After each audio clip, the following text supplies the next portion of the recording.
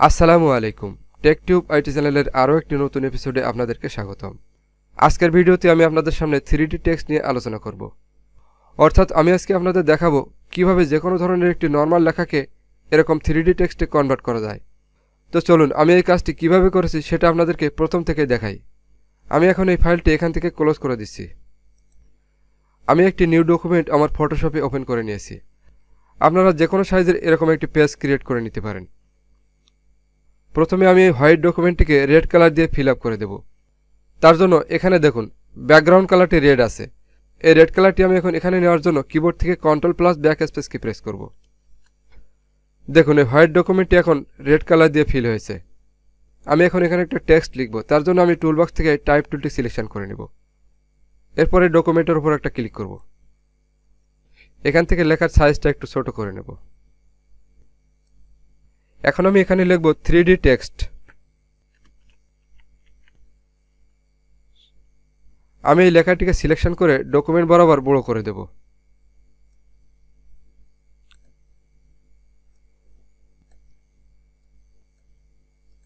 এখান থেকে শুধুমাত্র এই 3D লেখাটুকু আমি অন্য আরেকটি ফন্ট দেব।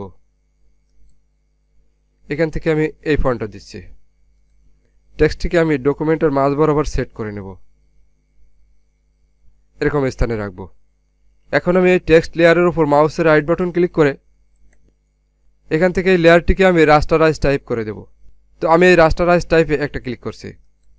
এরপর আমি এই এফেক্টসে একটা ক্লিক করে এখান থেকে লেয়ারে ব্লেন্ডিং মোডটা ওপেন করে নেব। দেখুন ব্লেন্ডিং অপশনের একটা প্যানেল আমাদের সামনে ওপেন হয়ে গিয়েছে। আমরা টেক্সট ডকুমেন্টটি একটু জুম করে নেব। প্যানেলটিকে একটু সাইড করে নেব।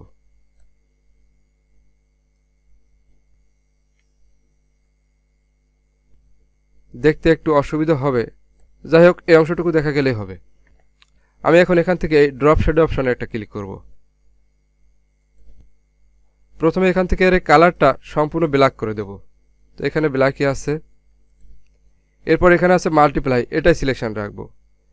এখান থেকে অপাসিটিটা একটু কমিয়ে 5, 6, 7 এর মধ্যে রাখবো। তো আমি এখান থেকে 6 করে রাখলাম। এখান থেকে অ্যাঙ্গেলটা আমরা 100% করে দেব। ডিস্টেন্সটা একটু কমিয়ে দেব, 7 রাখলাম। স্প্রেডটা 0 থাকবে। সাইজটা আমরা এখান থেকে 35 রাখবো। এরপর আমি এখান থেকে প্যানেলটি ওকে করে দেব। এখান থেকে আপ অ্যারোতে ক্লিক করে এই ইফেক্ট দুটো আমরা ভিতরে ঢুকিয়ে দেব। এখন কিবোর্ড থেকে Ctrl+T প্রেস করে এটাকে ট্রান্সফর্ম করে নেব। এরপর কিবোর্ডের আপ অ্যারোতে একটা ক্লিক করব। এখন এন্টার প্রেস করব। এখন যে কাজটি করব সেটা হলো কিবোর্ড থেকে অল্ট, শিফট এবং কন্ট্রোল প্রেস করে ধরে রেখে টি বাটনটি প্রেস করতে থাকব।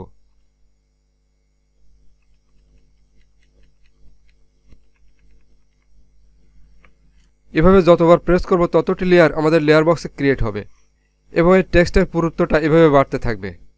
তো দেখুন লেয়ার বক্সে কতগুলো লেয়ার ক্রিয়েট হয়েছে। এখানে কিন্তু 30টি লেয়ার ক্রিয়েট হয়েছে।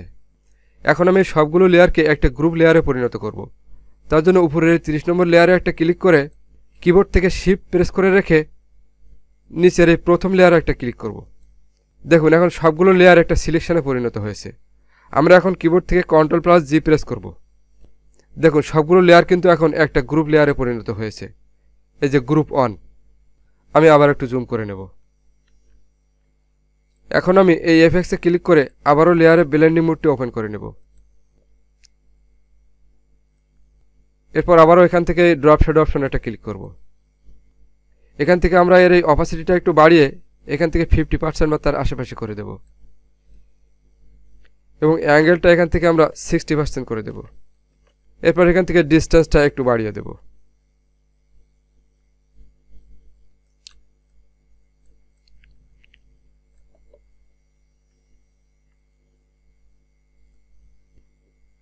এখান থেকে সাইজটাও আমরা সামান্য বাড়িয়ে দেব।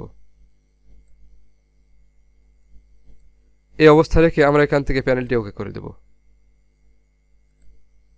তো দেখুন এখন কিন্তু এই লেখাটি 3D টেক্সটে পরিণত হয়ে গিয়েছে। আমি এখন এই টেক্সটের নিচের অংশ একটা ভাগ করে নিচের অংশে আরেকটি কালার দেব।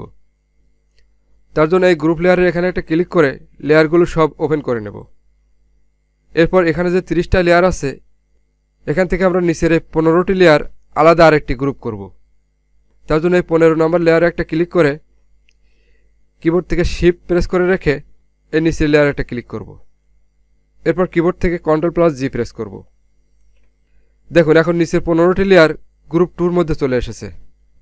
এখন এই গ্রুপ 2 লেয়ারটি সিলেকশন করে আমরা আবারও এই এফেক্টসে ক্লিক করে এখান থেকে লেয়ারে ব্লেন্ডিং মোডটা ওপেন করে নেব। এখন আমরা এখান থেকে এই কালার ওভারলে এখানে একটা ক্লিক করব। দেখুন এখানে যে কালারটি আছে সেই কালারটি কিন্তু আমাদের নিচে চলে এসেছে। তো আমরা এখান থেকে এই কালারটি চেঞ্জ করে এই হোয়াইট কালারের সাথে মানার মতো একটা কালার আমরা এখান থেকে দিয়ে দেব।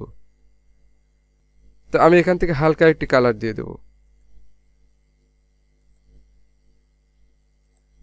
আমি এই কালারটি এখানে রাখছি। এরপর আমি এখান থেকে প্যানেলটি ওকে করে দিচ্ছি।